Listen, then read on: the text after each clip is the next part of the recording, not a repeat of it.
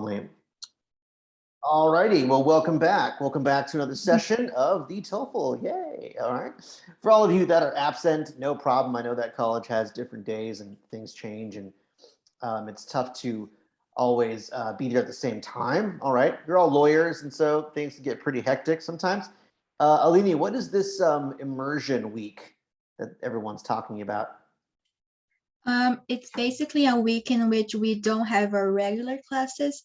So we apply to a certain subject or like a theme that you're going to study all week. For example, yeah, I think the ones available for on the law school this year was AI. The other we one talked about that was last week, right? AI. the rights of the city. And I don't remember the other one, but I think there's three. I think it was human rights. I don't remember. Human rights. Okay, that's this week's topic, right? Yeah. And how was the AI thing last week? Did you guys reach a conclusion, or how does that work? We're still in the process of it because the idea of the class is for us to, till I think it's June, for us to come up with a project that involves AI. So we are still working on it. Okay, a project that involves AI. That's fun. And what project are you guys looking at right now? Me and Duda, we are working on I don't know how it's risk. I don't know how I'm going to say this in English, Like but risk it's management? like basically, yeah. Okay. That you do, like you analyze for a certain service, and we are looking for a service in the healthcare industry. In the healthcare industry. Okay, that's fantastic. Great. So AI in the healthcare industry? Yeah. Mm-hmm. Interesting. So like, I guess like preempt certain diseases, right? Using different. Yeah, the one that we were looking was one that basically do like the trial.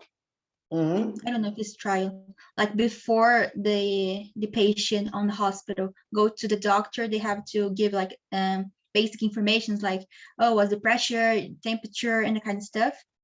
I think that was the service that we were looking on, and I don't remember the other ones. Cool. Yeah, I love that topic. AI is amazing. It's one of my favorite things to discuss. So there's a new thing right now that they're doing with, well, there's so much AI around right now. It's just not entirely fully developed as we would like, but we don't know that actually if it is or if it isn't, because they'll never tell us, right? We've actually invented a fully functional like brain. That's not going to happen. They're going to start feeding it to you little by little. I have a conspiracy theory, actually, that all these new platforms that are coming out are like testing AI abilities to manipulate the market, okay? Especially, obviously, the one that's out now, the most popular, TikTok, right? That is 100%, because you believe that you are the one choosing what to see, but you are actually not. Someone's choosing it for you based on data, right? So that's the idea. And if they can manipulate. Actually, it's funny because I don't use TikTok, because for me the algorithm is so bad. Like whenever I open the app, the TikToks that show up for me is just like I have no interest on. But when I go to YouTube Shorts, the algorithm there is better for me. So I have a question for you. You don't use TikTok because when you open the app, you see a bunch of stuff that's not related to you. Yet, if you spent like a couple days browsing, okay, it'll probably start to like move. You spend more time on YouTube, obviously. Yeah. Right? Okay, there you go. So, I mean, in the beginning, it was kind of the same thing. I know because I'm a TikTok user, not avid TikTok user like my wife. She's like addicted to it. But I am someone who likes to browse the food stuff. I love food stuff. As a guy who cooks, I mean, food for me. That's the idea. But in the beginning, it's like, oh, this is crap. This is crap. This is crap. And then eventually it was like, oh, that's not so bad, right? And then like, oh, this one is interesting. And then I get it. And now, I mean, they're showing you the stuff that technically you want to see. But it's crazy how our brains, they tell us that that is actually a valid piece of information. But there's no like validity to it. There's no like, it's not a PhD, guy telling you that this is actually good for you.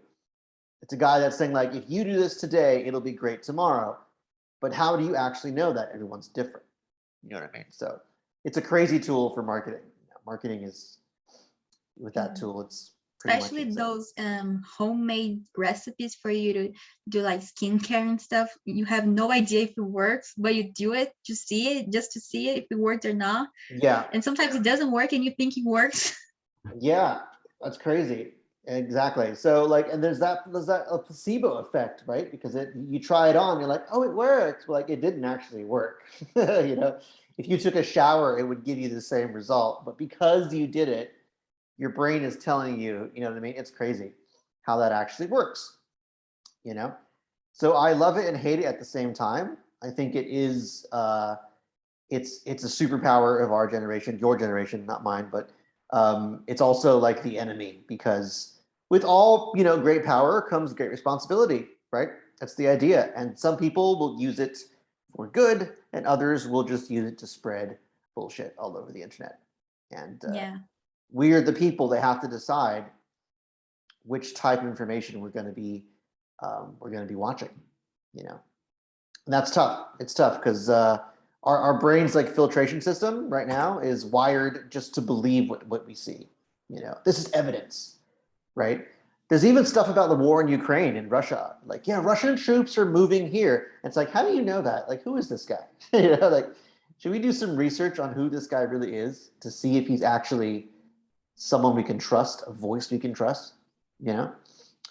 Yeah, it's funny because in Brazil, I think it was even yesterday, there was this like big discussion about a YouTuber called Felipe Castaneda, Okay. because he is a very big YouTuber, like millions and millions of subscribers, and he is famous for doing educational content. So Okay. he'll, for example, get a certain topic.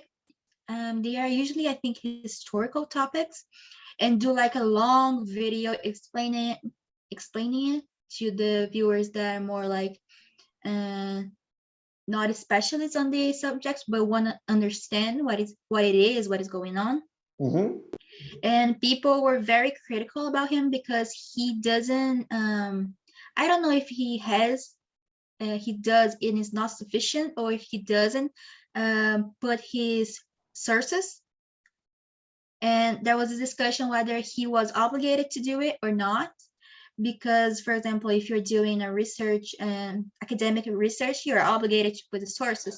Of But he course. was like, oh, because I'm just like a YouTube channel, I'm putting videos, maybe I'm not required to do it. And so it was a big Interesting. discussion. That's a very interesting factor right there. Should I add my sources or not? But does he say that this information is like valid, or is he like opinionating? What's the difference? Um, it's not opinionated, it's more like teaching. He's Okay. teaching. Yeah. So you probably should have your sources if Yeah. you're teaching, right? Like Mhm. that would be wise if you had your sources while you were teaching. That's crazy. That's crazy. Yeah. So there's a lot of that going on. Like, do I really need do I really need to add this evidence to what I'm saying, right? That's crazy. That's crazy. And I think as we enter into like the next couple years, we're going to be seeing a lot more of this. There's not really a lot of evidence, not people, there's no evidence, like real evidence to back what people are saying. And the only reason why you think his evidence is valid, his class is valid, is because he's popular. Like Popularity, Wikipedia. yeah, yeah, like Wikipedia, exactly. Like popularity is not a sign of intelligence or of anything really, aside the fact that you're popular. You know, a friend of mine, she's a musician. She took a picture with a celebrity at Lollapalooza in Sao Paulo, and because she's a musician and she was there, she got 25,000 followers in a week. And does that make her a better musician? No, it doesn't. Does that make her, a smarter and brighter person? No, she's like, I don't even know how I got these people here, right?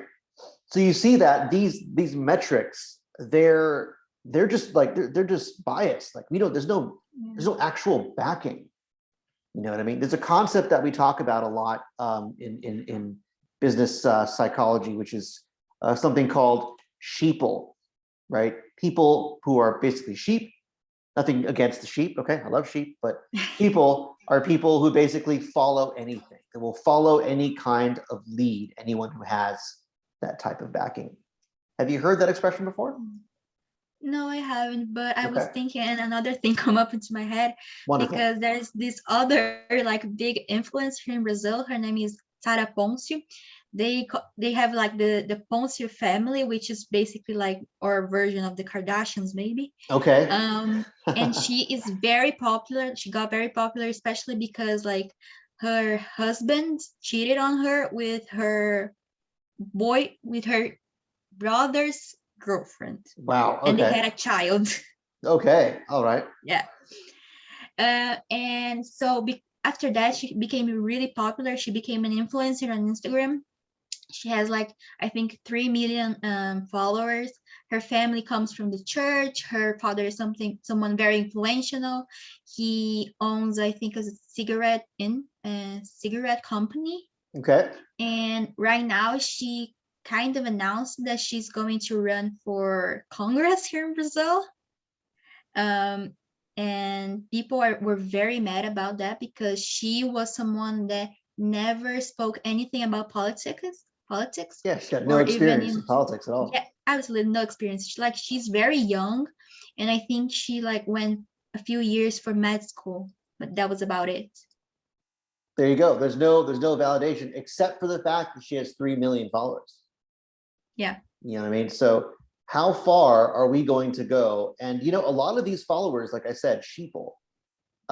If you inject enough money into it, you'll get a substantial amount of followers. As a matter of fact, you can even buy followers.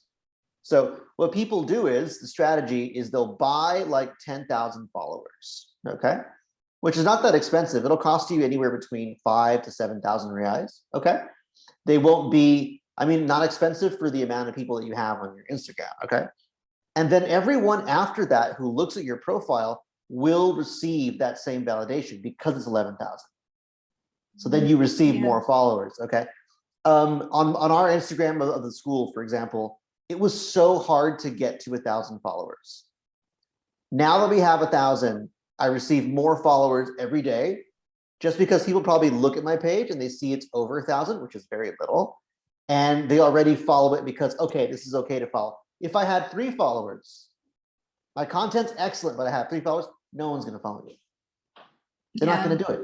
That's crazy. Like right there, your mind right now said, I'm not going to follow that guy with 3 followers. So did mine, as opposed to the guy with 11,000 followers. So that's crazy because they'll buy like half of those. And then after that, it just happens really quick because more people receive that same validation from your followers. How crazy is that? Yeah, it's very crazy. Yeah, and then you get this happening, people running for politics. That's Donald Trump, 100%. Yeah. Like what was he doing as president? I'm serious. Okay, but he's a TV show host. He's not a politician. When was he ever in politics? Donald Trump is the biggest like meme president that exists like ever in the history of presidents. It's just a guy who was never involved with that. Very intelligent because of his popularity with the television. If you see his show, where he like, I forgot what it's called. He eliminates people. He had a reality show on television. So I think it's The Apprentice. Yes, The Apprentice, exactly. Okay, it was pretty good. He was pretty good at his job, So obviously he knows what he's doing. But it's all marketing, man. It's crazy.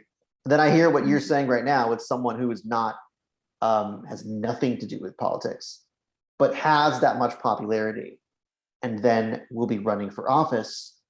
That's insane. Not only because that person isn't experienced, they're probably there for the wrong reasons, but also because the people that should be in power, who are actually going to do their job, will never be able to reach their, you know, their place in Yeah. politics, because some other person that's more popular with no experience is running for office. You know what I mean? So like that's the crazy part. That's the crazy part. It's going to be, man, my idea, it's going to be completely inverse in the next couple years. We're going to be seeing like actors as presidents, and you know, like that's what's going to be happening later on. Yeah, like Schwarzenegger as the governor of California. Yeah, that's not bad. That's not bad. All right. Yeah, that's all right. But he, I mean, I can't take him seriously as governor. You know what I mean? But that was interesting. All right. Good thing he stepped down. He's doing something else now to stick to acting. Yeah. But governor was pretty amazing. It's good. Alrighty, let's hop into this. So what I'm going to do now, guys, I'm going to just go back a little bit and just recap some of the things that we talked about last week about the writing section. And this is the writing section 2 of the TOEFL. So just to take a step back, the TOEFL has 2 writing topics. Today, we're going to be talking about the independent writing task. The independent writing task is when they ask you an open-ended question, and you have to give reasons and examples to be able to substantiate your position. Okay. Some of these questions are like the one that we're going to work on today. I'm going to share my screen real quick and just go over one of these real quick. Great. Can you see this, Alini? Great. So here we have an open-ended question. In 20 years, there will be fewer cars than today. Do you agree or disagree with the following statement? And just a word of advice, the best thing to do in this occasion is either to agree or disagree. Try not to agree and disagree at the same time, as it is more difficult to write and you don't have that much time to be able to assess your ideas in the TOEFL. The clock is ticking, there's pressure, there's people in the same room as you doing their tests as well. You know, you've been doing the TOEFL for like, I think 2 hours at this point. So you're kind of tired and you're not really, you don't have a lot of time to be able to be on the fence, as it were. All right. The best idea is to always either agree or disagree with the topic statement. Okay. Just to make that as clear as possible. So when you see agree or disagree, just like pick one. All right. You could have some counterpoints in your essay as well. These are called concessions. We're going to look at this a little bit later, which are like short counterpoints, because not everything is only positive, right? There has to be a little bit of negative too. But we're going to talk about that a little bit later. So when it comes to pretty much how our format is supposed to be, I'm going to zoom in here a little bit. We do need to have an intro. And the introduction is where you will paraphrase your question and basically state exactly what you, the writer, is going to be doing. Okay, like the beginning of a presentation. Have you done a presentation at school, Alini? Maybe a couple times. So what do you say? You say, well, guys, what we're going to see today is how coffee can get you really high in the morning if you have too much of it. And we're going to talk about this for the next half hour. You're going to present exactly what is going to be happening in this essay. That's it. All right. So it's basically you, the writer, telling me, the examiner, what we're going to be talking about. This is great because it sets the tone for the rest of the essay. It lets me, the reader, know, okay, this is what's being discussed. So if you have a question that asks you if you agree or disagree, a really great way to do it is just say, I agree with this, or I disagree. Remember, you can choose one or the other. But in this case, I agree with the statement that in 2 decades' time, there will be less in use. Cars will be less in use than in the present. So I basically rephrased this, and I substituted a couple of the words in my own words. I rewrote them in my own words. This is called paraphrasing. So don't repeat everything word for word. try and change it a little bit. So in 20 years, there will be fewer cars in use than today. I agree with the statement that in a while from now, there's going to be less cars in use than today. You could do that, but like change it up a little bit. Try to use your own words and express yourself. Now, why are we using our own words? If we decide to repeat that word for word, the examiner is going to look at that and he's going to be like, okay, this guy just repeated the words. So he's not really like, he doesn't have a range of vocabulary. Okay. First impressions, very important. And so the introduction of your essay is going to set the tone for the rest of your essay. So basically, you're going to paraphrase it, and then you're going to tell the examiner, there's a couple reasons why I believe that this is going to happen, and I will cover this in the following essay. So very, very basically, paraphrasing the question and then letting the examiner know, there's a couple reasons why I think this, okay? And I'm going to talk about that in the next few paragraphs, all right? You can write this in any way you guys want. I'm going to talk about this in the paragraphs to come. I will discuss these points in the following essay. I'm going to write a few points as to why I think this is going to happen, okay? You could use a variety of different ways to do it. Don't just repeat the same thing that I'm doing. Try and get creative with it, okay? That way, you know, you'll sound more natural and more like you and not like just a memorized format, okay? So when you look at the stuff that I'm writing here, use it as a baseline, but when you write it, like add your own words, you know? You're all very intelligent people. Some of you I've taught before, some of you I'm teaching now. I know you guys can get pretty creative in writing, so don't be afraid to get creative because the more creative you are, it sounds like yourself. And the examiners, they tend to like that than just like pre-memorized formatting, okay? I've had this issue before with some students who they go online. You can actually do this if you want. You go online and you write a TOEFL writing task template, all right? And then you'll get like a template for all the paragraphs and you basically fill in the blanks.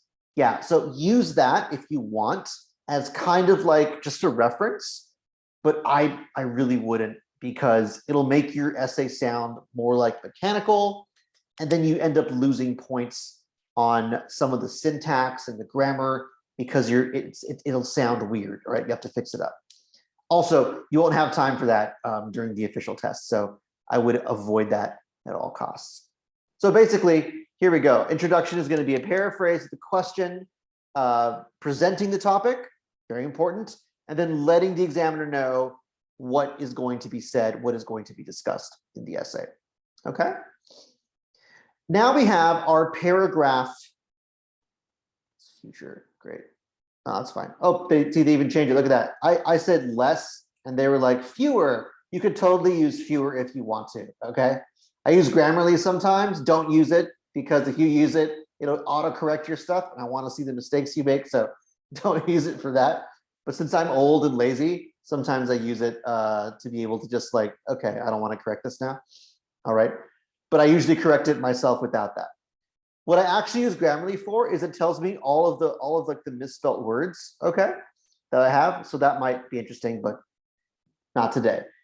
So our paragraph structure is going to be divided into 3 different parts, all right, which you will then put together to form a happy paragraph. So how are we going to build our paragraph structure? In order for you to have a cohesive paragraph, you need to have 3 points: a topic statement, which is basically your statement. I think this is going to happen. I believe this is true. I disagree with this. That's your topic statement, which is basically what the paragraph is going to be about. Then we have an example. So topic statement will tell you exactly what the paragraph is about. Example is an example that is going to relate to that topic statement. And a consequence is going to be what happens if this really happens. So let me simplify this for you guys a little bit, okay? I'll use Alini as a good example for this. So Alini, do you like to drink coffee in the morning? Yeah, I love coffee. Great. Why do you like to drink coffee? Give me an example. Um, it's not much because of the flavor, it's more because it helps me to stay awake and more energetic. Great. So I like to drink coffee in the morning. For example, when I drink coffee in the morning, it's because of the flavor. And as a consequence, I will feel more energetic. Okay. Just a really like small way how you can discuss those 3 points: topic, example, and then consequence. Okay. Sometimes consequence is like in the example. Okay. So we just try and like separate that a little bit. We used a topic last week, which was McDonald's or Burger King. All right. Which one did you prefer, Ali, again? Burger King. Great. And why did you prefer Burger King? Give me an example. Because their meat is less processed than McDonald's. Great. And what is a consequence of eating less processed meat? It's healthier. Great. So I prefer Burger King, topic statement. For example, Burger King has healthier and less processed meat, example. And as a consequence, you are healthier, okay? In very simple terms, that's the way that you have to do it. So in this example, we talked about the different, like the cars, there are less cars in the future. And I used, in the future, we will be using less or fewer cars than present due to the fact that, they changed it again? No. Present due to the fact that oil prices have been skyrocketing as of late. Okay, so oil prices are getting higher. So in the future, we'll be using it. This is my topic statement. This is the reason why I think this.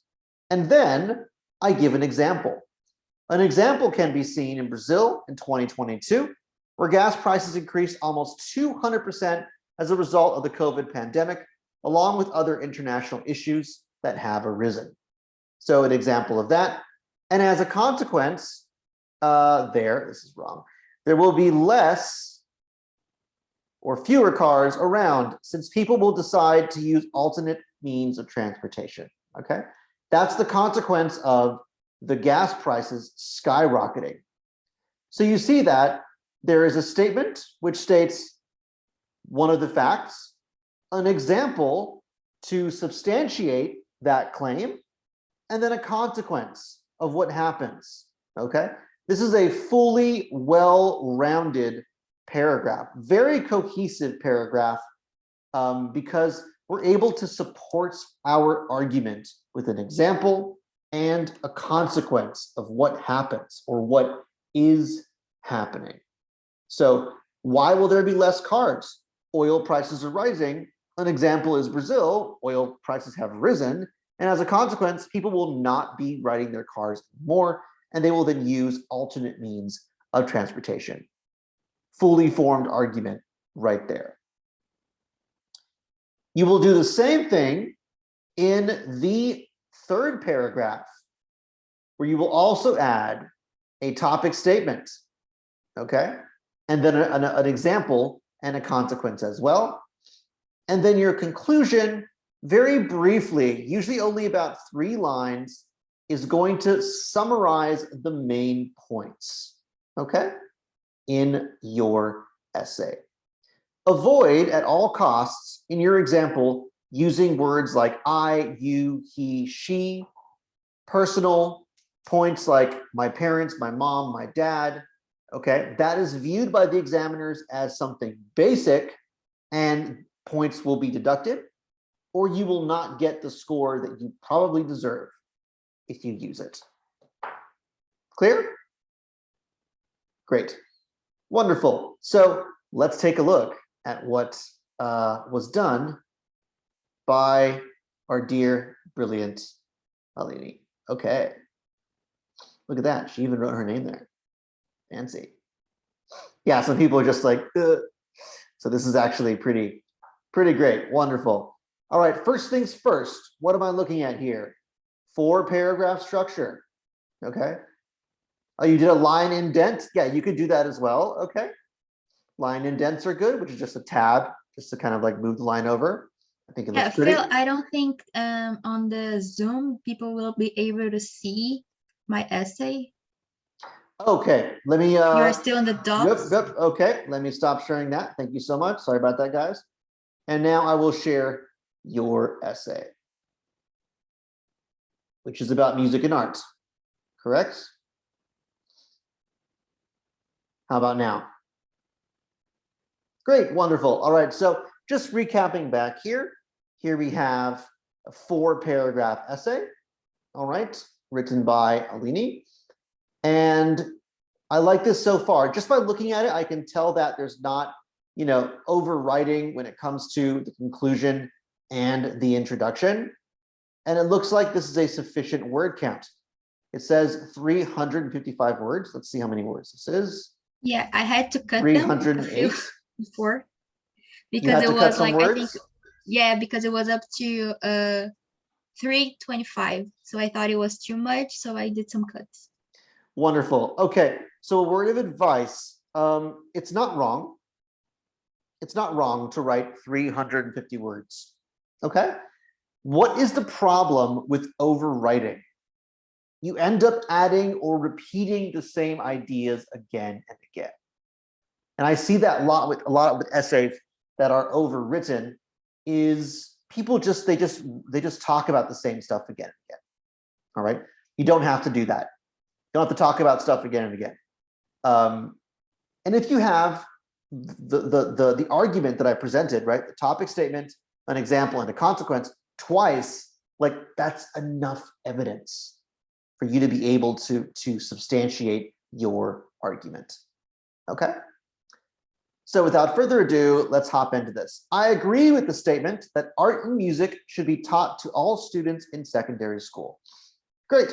So you paraphrase that. There are a few reasons why I think learning those 2 subjects are so important at that stage of life. Okay, secondary school. Instead of repeating secondary school, you change that. All right, at that stage. Very good. And I will discuss them in the following essay. Beautiful. Okay, that's how it is. That's how it's I was supposed to be. actually insecure about the paraphrase. Like, I was afraid that the meaning of the sentence was changing too much. No, it's fine. Okay. That's it. Yep, that's it. I agree with the statement. Remember, you're just agreeing with it. You're just letting me know, the examiner, that you either agree or disagree with the statement. You don't have to be too fancy about it or overwrite or like write your reasons why you disagree in the, okay. I prefer this kind of suspenseful, I agree. I'm going to talk about this in the essay. Let's see what happens. Okay. High schools must offer to their students art and music classes because those subjects stimulate creativity, but with the use of the means available, which can be very important to problem solving. Wonderful. So now we have 2 points as to why you think this, right? One is going to be stimulate creativity. Oops, what did I do? Okay. To stimulate creativity, and the other is for problem solving. So remember, when you write 2 different things, you have to explain why it's going to be good for stimulating creativity and problem solving. Okay. So if you choose to write only one, that's also okay. But if you write 2 or 3, make sure you have enough grounds to do that. All right. For example, here we have our topic sentence, beautifully written. For example, during those classes, they will first learn the basics, like the musical notes. So in the future, they are capable to create their own songs. As a consequence of that, the students will be encouraged to come up with new and different ideas and concepts. A characteristic very useful to everyday problem solving. Okay, she brought us back to the main points. Creativity, we have right here, ideas and concepts. Okay, beautiful. And then, of course, useful to everyday problem solving. All right. This is great, Alini, a great example of how you connected the 2 points in your topic sentence with the different consequences. Okay. Very cohesive. It's such a complete argument. If you just say this, for example, and then this will happen, which is what will happen here. It's great. It's wonderful. Okay. Let's go down to the second part. Another reason why I agree with the statement that is that arts and music allow people to get in touch with their individuality and sensibility. Okay, got some good syntax here. Something that may help them be happier and make others happy. So we've got 2 points that are pretty much the same. One is going to be individuality and sensibility, and the other is that it makes them happy and other people happy as well. Very nice. An example of that, these forms of art, since they bring up all sorts of emotions, they may help the students understand what they are feeling and express them. Okay, by not holding back bad or sad feelings, they will see the world as a more positive place, which explains why learning art and music in secondary school, a stage of life that can be very challenging, is so important. Ooh, very nice. Love the syntax here. By not doing something, we then have a result of that as well. This is also very, very good syntax. So by not holding back sad feelings, they will then see the world as a more positive place, which explains, right, the consequence, right? By doing this, the consequence will be why it is so important to do this at a stage of life that can be very challenging. I love that description of secondary school. That just paints a really great picture instead of repeating the same word again, secondary school, secondary school, secondary school. You then illustrate what that era or that time would then feel like, which is great. Okay, so you get points I for have syntax two as well. questions. Of course, go ahead. The first one is it okay for me to, when introducing an example, use like? Like this, sure. Yeah, when I said like the music notes, I was kind of insecure because like for me seemed too much of a Maybe such as, not formal. there are different ways you can say it. I don't like using like because like is a very informal way that we speak. Yeah, I like this. Like sometimes I do this. Like, okay. If you use that in writing, it sounds a little informal. So I would use like such as. Okay. But if you use it like once or twice, it's not going to be a problem, okay? Just don't make it a habit to use it all the time, or it kind of breaks away from all the amazing writing that you had here. Problem solving, creativity, individuality, sensibility, a stage of life that can be very challenging, okay? You understand? Yeah. And the other thing is that's just a me thing.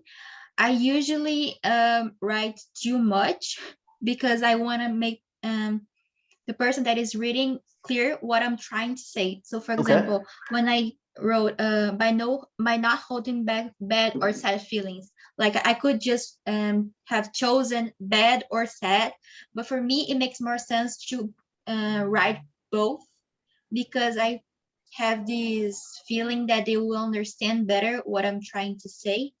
And so I wanted to know if this is a problem, like people, if Not a the problem. person that is correcting is going to see, understand as I'm trying to put in more words and that they are not Because they're useful both to the like very, writing. because they could both be described with one word. Is that what you're saying? Yeah. I mean, how would you say bad or sad in one word? I would just put bad. Bad feelings, maybe like negative feelings. Yeah. Okay, something like that. But in this case, it doesn't get in the way. So these things only become a problem if they show up like frequently. Okay. Where you're using a lot of like really basic indents to try to express something. That's not the case of your essay. Okay. Okay. So don't feel bad or sad if you use this once or twice. All right. Of course, if you can substitute bad for negative, maybe like depressed, something like that. Okay, to paint a better picture, or just by not holding back negative feelings, they will see the world as a more positive place. Like that's also positive, negative. It just sounds better. Okay, but this doesn't really get in the way at all. Okay, as we move forward in other classes, and I correct your essays, I'll point out if I think it sounds funny. Okay. All right, so don't worry about that right now. Wonderful. So we have the points here: creativity, problem solving, tied together, cohesive. individuality and sensibility, which are, tied together with feelings, and the stage of life that is very challenging, and why music will benefit that. Learning music will get them, to benefit in that factor. And then in conclusion, it seems clear that all students would learn arts and music during secondary school due to their ability to help them improve problem solving. Wonderful, bring us back, by developing their creativity, and for the fact that they may allow the students to be happier. I don't know if they, or if it's like it may, probably, right? Because it's music. Happier, and make, as they are a way of getting in touch with their deepest and saddest emotions. So what is this here? And make what? So okay, happier as they are. I can get rid of this probably. Oh yeah, I think that was on the parts that I You was cut off, cutting, okay. but I didn't cut all of it. Great. So as they are a way of getting them in touch with their deepest and saddest emotions, and a way of expressing them. In fact, they may allow students to be happier by expressing their emotions. Okay, that would be sufficient right there. You don't have to drag that on a little bit to this part, as a way of them getting in touch with their deepest and saddest. Okay, no, if you want to use words like deepest or saddest, use them here. The conclusion is just a really brief kind of recap of what's going on. Okay, so you don't have to drag it out and recalibrate your reasons and examples, because you already said that before. Okay, this is an example of where overwriting is not good, where you're trying to regurgitate what you said over here, but it's already clear. You don't have to try and convince me again. No, it's great because the deepest and saddest emotions, you just said that. So in your conclusion, be brief. They should learn arts and music during secondary school. It helps them develop problem solving and creativity, and it allows them to be happier by expressing their emotions. C'est fini. It's over. Okay. Their emotions, because of their deepest and no. You already said that back there. There's no need to bring us back to that. It's a conclusion. It's over. This is it. Okay. It's just about, being able to bring us back to the main points, which you did greatly. So we've got problem solving, creativity. Okay. Very important. What I also like is that you're using, like I said in the previous lesson, an impersonal touch. Okay, it seems this is the best. This appears to be the best idea. This is probably the best idea. So not everything is 100%. So you can't say this is what it is. It's 100% this. Not really. It seems very clear that if we do this, this happens. Okay, that's the overall tone of a very well-written academic essay. So let's go over the rubric and judge your essay topics. Well, first, grammar and use is fantastic because there's a lot of use of reported speech. We have some, perfect tenses, which are also good. Your spelling is great. I have to ask though, did you use a spelling corrector for this? You did. Yeah, I forgot to turn it off. Okay, right. So word of advice to the rest of the group, don't use it. All right, your mistakes are good in this part of the lesson. We actually want you to make mistakes so I can then give you feedback on how to improve on those mistakes. If you show up with perfectly grammarly used essays, when you get to the real test, you're not going to have those tools. And trust me, it's not going to be pretty. All right. So first time is okay. Second time, make mistakes or leave them there. All right. Leave them there. Next question I have for you is, how long did it take you to write this? I think it was 45 minutes. Wonderful. So the official test taking time is 30 minutes long. Okay. This first essay, Alini and everyone who's watching, is just so you guys understand the structure and the cohesive devices that she's using to be able to write a cohesive paragraph by stating her points in the topic sentence and then linking them with the consequences, okay? Very well written. When it comes to the next one here, she also links her main topic sentences with their respective consequences, and then she wraps it up nicely in a bundle, basically repeating the same points that happened in the essay. Okay? So pretty good right here. Great score for this. However, there are two elements that we have to eliminate. One is timing. You only have 30 minutes to do this. So in the next essay that we're going to do together, you have to mark down your 30 minutes. Because as soon as the 30 minutes are over, that's it. You're shut out. You can't go over time. You can't say, please, no, it's not going to work. It's over. All right. So now that you know the structure and what you're supposed to be doing, the next essay that I send you, you got to time yourself for 30 minutes. Okay? And if you can do it in 45, now that you know what to do and you know the size and you're getting used to the format, etc., it'll get easier as you go. All right? I have full confidence that it's going to be much easier. Do you have any questions, Aline? I think the reason why, for me at least, took so long, it was because of the topic. Because for me, it was kind of hard to come up with concrete arguments for it. Like, it was different from the cars in the streets, because it's something that you see. But with this topic, it's something that I'm kind of supposing. I don't know if it's right or not. Of course. Your assumption, right? You're assuming this is the idea. So a tip for that is, like you said, like use really basic ideas, problem solving. Okay, the first that comes into your head. And this is the thing about the writing, guys. We don't know what question they're going to give you. There are worse questions than this. Trust me. There are some questions that do not apply to anything that we're going to be doing.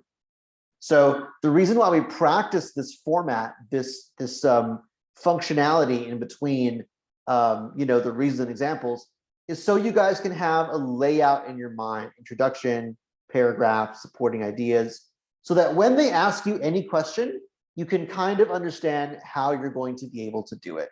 Okay? Because some questions are going to be easy and others are going to be ridiculous. Like, why is that even there? Okay.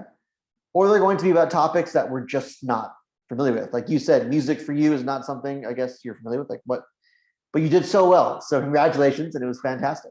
All right.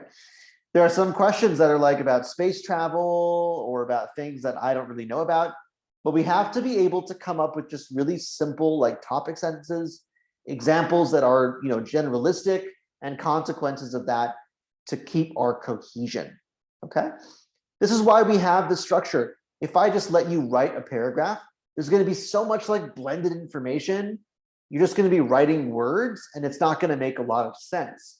And that's probably one of the biggest enemies of an essay, is when you're just writing words and it's not really tying together or making sense. So this way, by using a topic sentence, an example, and a consequence of that, you're able to tie your ideas together in ways that make sense. Okay? Little bow tie on that, which I think is great, because then the essay has a beginning, a middle, and an end, and your story is told perfectly. Okay? So fantastic job. The rest of you owe me an essay, which we're going to be correcting during next week's session. Okay? And no further questions on the meeting? Great. So, well, I'm pretty much going to let you go. All right? So everyone can watch the video. And if it's too long, people don't watch it. So we're pretty much gonna stop right around here. Okay. So great job with your creativity and obviously your grammar. Okay. Punctuation. Next time, don't forget 30 minutes on the clock. Okay. And of course, keep it up. All right. So I'm going to stop sharing now and stop recording. Where's the stop recording button? All right.